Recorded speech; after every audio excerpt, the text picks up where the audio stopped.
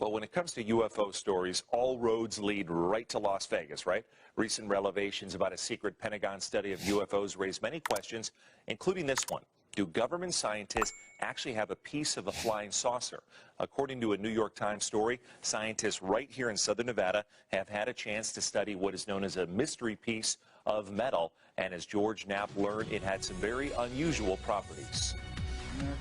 When Nevada Senator Harry Reid and a few colleagues quietly found the funding back in 2007 for a serious Pentagon study of unknown aerial intruders, otherwise known as UFOs, one goal was to move the subject beyond the long shadow of the so-called Roswell crash, the controversial tale about a mysterious object that crashed in New Mexico in 1947. If you're here to find out where little men they found in New Mexico after World War II, where they're stored in some vault someplace, or you want to spend your time here talking about flying saucers that took people someplace, I'm not into that. When the New York Times broke the story in December and an organization called To the Stars Academy released Pentagon videos of encounters with unknown craft, a separate line of inquiry was also unleashed. Was there, as the Times reported, a piece of metal or material that could not be identified by scientists?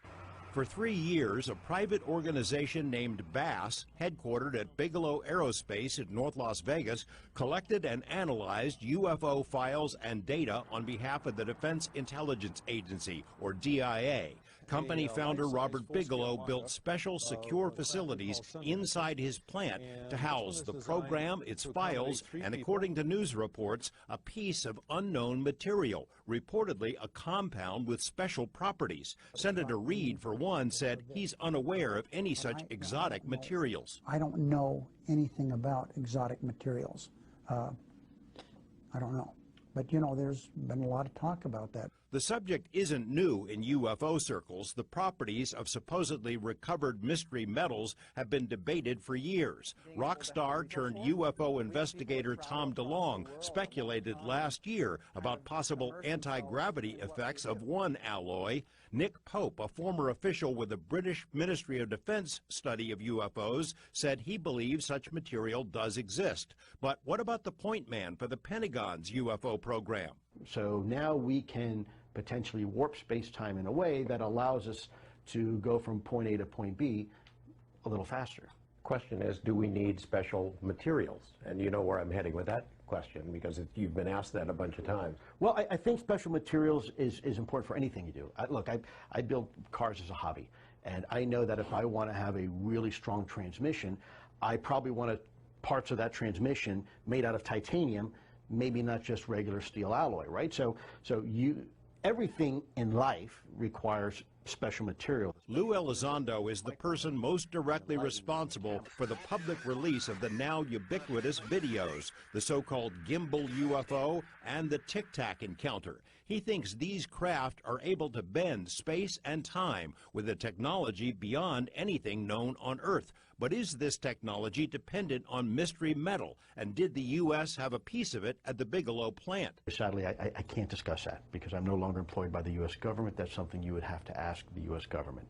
But as I have said before, when you are collecting information and signature data on anything, there are always telltale signs of how something works by its signature. Some who read the story speculated that the material must contain an unknown element. Not true, say those who worked on the program, but multiple sources have confirmed to us there was a weird piece of something at the Bigelow plant. Physicist Dr. Hal Puthoff was one of the chief scientists for the BASS study. He confirmed last month that he had a look at, quote, unusual material that was very complex. Puthoff implied it was engineered by unknown means, layered, he says, in ways that produced unusual characteristics. But that's as far as he would go. Lou Elizondo gave us one other tantalizing clue. You may call it material, you may call it metamaterials, whatever name du jour somebody wants to call it. The bottom line is if there's something left behind that can be recovered and retrieved, you absolutely want to recover it and retrieve it just like a crime scene. George Knapp, 8 News Now. No one would say on the record how the piece of material was obtained or where it was taken once the Las Vegas study ended. That was back in 2012. Now, if you'd like to hear more about the Pentagon project, we have links and other materials on our website, LasVegasNow.com. Denise?